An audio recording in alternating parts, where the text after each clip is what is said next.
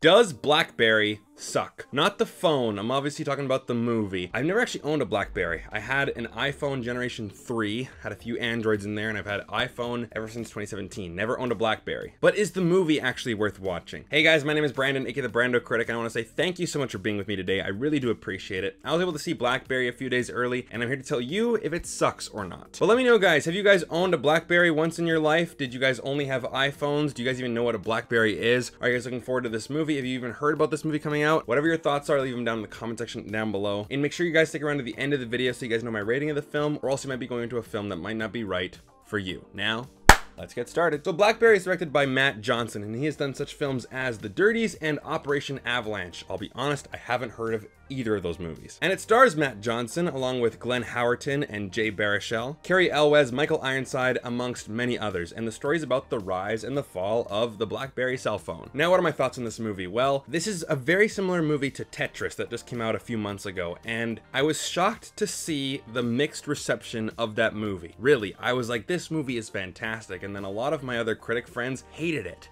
And I'm like, am I just out to lunch with this one? So this movie, BlackBerry, is very similar to Tetris. A lot of very tense business meetings, and you see how influential that product really was. Tetris obviously being the game Tetris, BlackBerry obviously being one of the first smartphones. It really introduced data to phones and emailing and instant messaging, and of course, having an actual keyboard on a phone. But then of course, the iPhone really just wiped the floor clean with it when we just decided to go with a full-on touchscreen. But I like to call this movie the Canadian Big Short. And I'm from Canada, if you guys don't know, and I have 4 years of film school under my belt, and every single year in film school, we just kept talking about how there's no Canadian content. There's no Canadian content. You gotta go down to Hollywood if you really want to make something. You do have movies that are shot up here in Canada, but they're American films. I'm so glad to see this movie come out because it's a big budget Canadian movie with movie stars, well-known names, and it's a really good movie as well. And you can tell that this movie's Canadian because there are a lot of references to the Toronto Maple Leafs. You hear Bob Cole on the radio, you hear names like Doug Gilmour and Matt Sundin. Canadian royalty, I guess, especially in Toronto. I'm a Canucks fan, so by birth,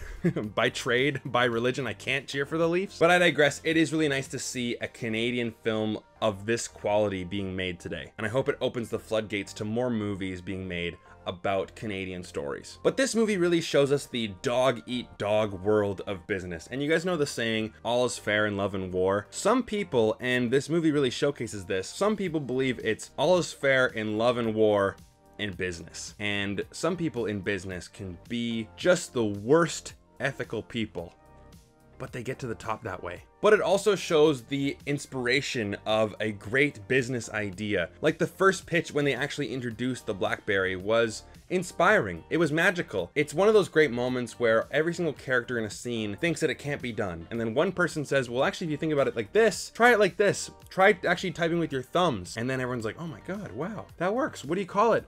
The BlackBerry. And then just the world really changed overnight like that. So that's what I like about movies like this, is that you see the inspiring side of business and how innovation and inventions can really change the world. But then you also see the dog eat dog, just the warlike atmosphere of the business world. And especially in this movie, you see businesses get bigger. And when businesses get bigger, our egos get bigger. So we're talking about ethics versus profits. And unfortunately, profits always win. You see how certain businessmen will start to put the cart before the horse, start to make business deals with people before even having all their ducks in a row, or going against the company's principles just to make a quick buck. Oh yeah, send the manufacturing to China, even though we said we'd never do that, but we need more phones, we need them fast, and we need to save money. We said that we never do that because our quality would drop off, but who cares? We need the money, we need the profits. And I love seeing the different personalities at play. Jay Baruchel is our main character in this movie. He plays Mike Lazardus, the founder, I guess, of BlackBerry, of RIM, Research in Motion, I believe it's called. And he is a perfectionist. You actually see him in many different meetings. He always hears that hum.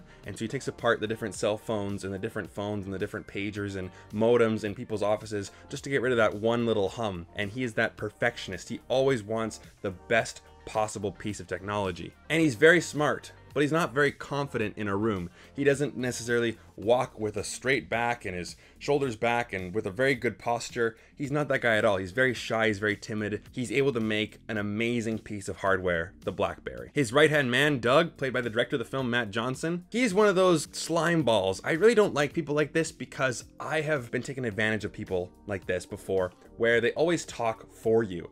Oh, well, Mike doesn't agree with this. Right, Mike? Yeah, he doesn't agree with it. Well, Doug, maybe. Yeah, so you don't know what you're talking about. Not only that, but he's an approval-seeking chest thumper. No, guys, seriously, I went into that meeting and I told him to go F himself, and seriously, like, he was like shivering in his seat. I really just told him what to do and I really put him in his place. But we know, and we see in this movie, that's not actually how it happened at all. But he over-exaggerates and lies about stories just to get approval, and we all know people like this, and I'm sure we've been that person at one point in our lives. But you know that people like this will be eaten up in the business world, especially by Glenn Howerton's character, Jim Bosley. Now, I knew Glenn Howerton from AP Bio, which is a wonderful show. It should have gone on way longer, but he is fantastic in that show. He's really great at playing the dick. And oh boy, is he a dick in this movie. He really channels his own inner J.K. Simmons in Whiplash. He doesn't get to that level, but he gets pretty close. There are some moments where he just freaks out in this movie, and he screams and he swears, and it's intimidating. It's really powerful stuff, a great performance. But he is the business shark. He is not there to make friends. He is there to make money, not to play nice. And yeah, he is an asshole, but he gets things done. And you guys know the saying, nice guys finish last. Generally, that saying is to do with dating, but this movie also tells us that, yeah, in the business world, if you want to be very, very, very successful, being a nice guy really doesn't get you anywhere. But I want to ask you guys, if you guys are enjoying this video, then please hit the like button. I'd really appreciate it. And seeing those three characters at play, it's always a game of chess, a three-way checker battle, if you will,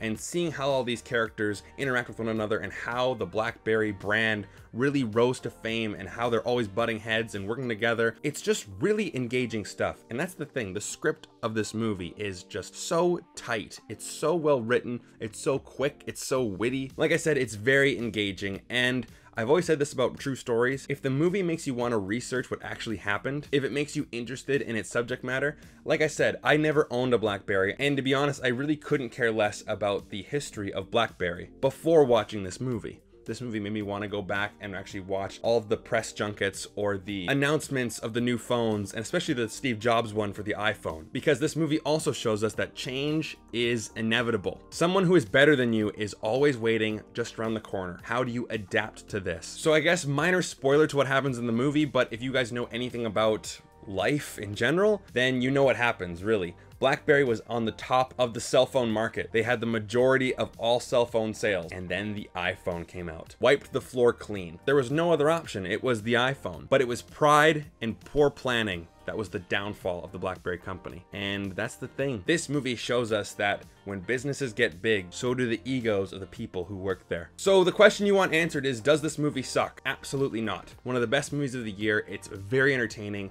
I'm giving this movie a 4 out of 5. I'm so happy to say that, and I'm so happy to see a Canadian movie do this well. Or I should rephrase that. See a Canadian movie that I enjoy this much. And hopefully some Americans and people all around the world will watch it and enjoy it too. So thank you guys so much for watching. I really do appreciate you guys being here and clicking on this video. So if you guys liked it and you want to see more videos just like it, then definitely hit like and subscribe. But I also want to plug in my Patreon. The link is down below in the description. We have monthly watch-alongs where we watch a movie and we discuss it, and it's a lot of fun. I give you guys movies every single month. You guys get to see content early, and it's a great way to support the channel. And for us to get to know each other, it's an exclusive family. Join Patreon down below. Thank you guys so much for watching, and I'll see you guys in the next one.